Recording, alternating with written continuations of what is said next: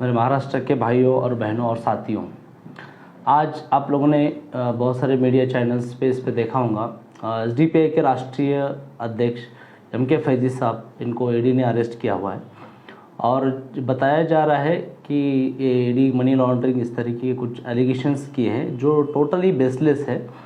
क्योंकि हम बीजेपी की जो राजनीति महाराष्ट्र में या बोलिए फिर आपका इंडिया में देखेंगे तो एक पर्टिकुलर स्टाइल से वो चल रहे हैं, जहाँ पे वो ये चाहते हैं कि अभी उन्होंने इंट्रोड्यूस किया कि वन नेशन वन इलेक्शन, वो एक छुपा हुआ और एक स्लोगन है, वन पार्टी, ये भी उनका एक एजेंडा है। हमने देखा है कि पूरे महाराष्ट्र में या फिर आप इंडिया में देखेंगे, ओवरऑल इंडिया में जिन जिन लोगों से उन्होंने अलायंस किया हुआ था या फिर अलग अलग जो पॉलिटिकल पार्टीज है उनको ख़त्म करने का काम जो है ये बीजेपी ने सियासत में किया हुआ है। और उनकी विचारधारा भी वही है कि सिर्फ हमारी मौजूदगी ही रहे, और जो डेमोक्रेटिक वैल्यूज़ होते हैं या डेमोक्रेटिक सिस्टम है उन्होंने कभी भी इसके पहले ना उनके विचारधारा ने, संघ ने या फिर बीजेपी ने अपनाया नहीं है। इसी के तहत में हम देखते हैं कि 2014 के बाद में जब से नरेंद्र मोदी गवर्नमेंट आई है, तकरीबन 50 से ज़्यादा अपोजिशन लीडर्स पार्टी के, अलग अलग पार्टी के, उन लोग ईडी की, सीबीआई, इनकम टैक्स की कार्रवाई की, उसमें से 50 से ज़्यादा जो है वो लीडर्स है। आप देखिए दूसरे पॉलिटिकल पार्टीज भी देखेंगे, अब शरद पवार साहब है, वहीं पे अरविंद केजरीवाल है, फिर उसके झारखंड में आपने देखा कि जेएमएम पार्टी के नेता है, मायावती है, उसके बाद में से और भी लालू प्रसाद यादव है। तो इस तरीके से कई सारे बड़े नेताओं पे, यहाँ तक कि महाराष्ट्र की जो सियासत पलटी है एक ईडी के नोटिस के वजह से ही पलटी है। आप जानते हैं एकनाथ शिंदे हो या फिर अजित पवार हो, हाँ, अगर आप वो बोलते हैं कि ईडी की कार्रवाई करते हैं, उनके अंदर जो मकसद है, जो करप्शन, ये सब जो वैल्यूज बताते हैं कि करप्शन नहीं होना चाहिए, ये नहीं होना चाहिए, असल में ढोंग है। उन लोगों को जो है, जो रीजनल पॉलिटिकल पार्टी या अपोजिशन ही बरकरार नहीं रखना है। उसमें आपने देखा चाहे वो सोनिया गांधी हो या राहुल गांधी, इनके ऊपर भी ईडी के केसेस लगाए हैं। तो ये जो मोडस ऑपरेंडी है बीजेपी का, ये पहले से रह चुका है। अभी हाल ही के दिनों में आपने देखा होगा कि वक्फ बिल जब पेश किया गया तो इंडिया में बहुत सारे मुसलमानों के बीच में या फिर जो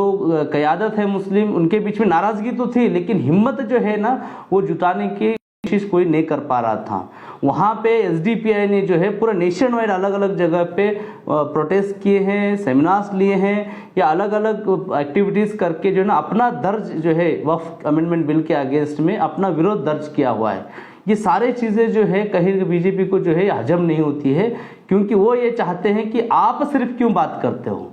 आपका अपोजिशन, आपकी बात जो है हमको हजम नहीं होती है, और वो ये चाहते हैं कि हम भी इस पे अंदर जो है ना खामोशी में शुमार हो जाए। जो एसडीपीआई एक आइडियोलॉजी लेके चलती है और वो नॉन कॉम्प्रोमाइजिंग आइडियोलॉजी है फैसिस्ट के साथ में। इन फैसिस्ट जो गवर्नमेंट जो अपना एक वजूद रखती है, जो चाहती है कि हमारे अलावा कोई बरकरार ना रहे, ये सोच जो लोकतंत्र के खिलाफ है, संविधान के खिलाफ है, इसके हम सख्त मुखालिफत है और इस मामले में हम लोग कोई भी कॉम्प्रोमाइज़ करने के लिए रेडी नहीं है। इसीलिए हमारे लीडर्स ने इसके पहले भी बोला है कि बहुत सारे झूठे केसेस हो, हमारी आखिरी सांस तक जो है हम इस मुल्क को बचाने के लिए, इस संविधान को बचाने के लिए, लोकशाही को बचाने के लिए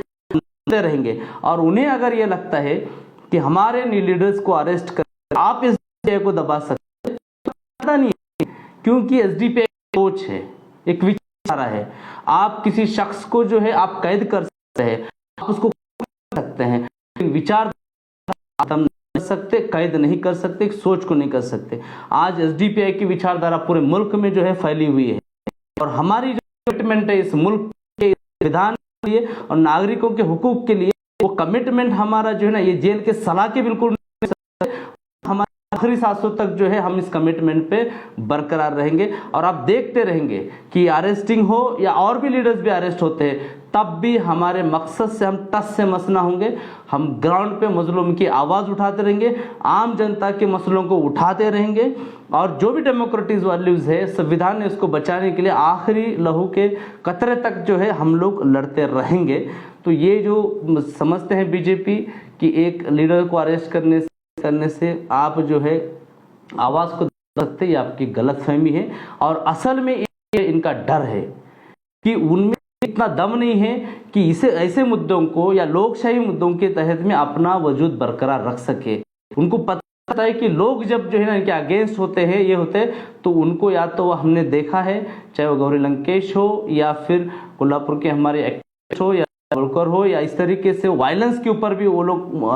उतर जाते हैं, तो जान का भी हमको खतरा नहीं। अगर उनको खामोश कर सके तो ईडी हो, एनआईए हो, सीबीआई हो या फिर इनकम टैक्स हो, ऐसे सेंट्रल का मिस करके वो यहाँ के लोकतांत्रिक आवाज़ों को दबाने की कोशिश इसके पहले भी करते आए हैं, आगे भी करते रहेंगे। इससे हमें कोई फर्क नहीं पड़ता, एसडीपीआई को तो बिल्कुल फर्क नहीं पड़ता। हम हमारे जूती के नोक पे रखते हैं ऐसी सोच को, फिस्ताई ताकतों को। और एसडीपीआई पुरजोर तरीके से इस मुल्क में, महाराष्ट्र में हम लोग पुरजोर तरीके से काम करते नजर आपको आएंगे।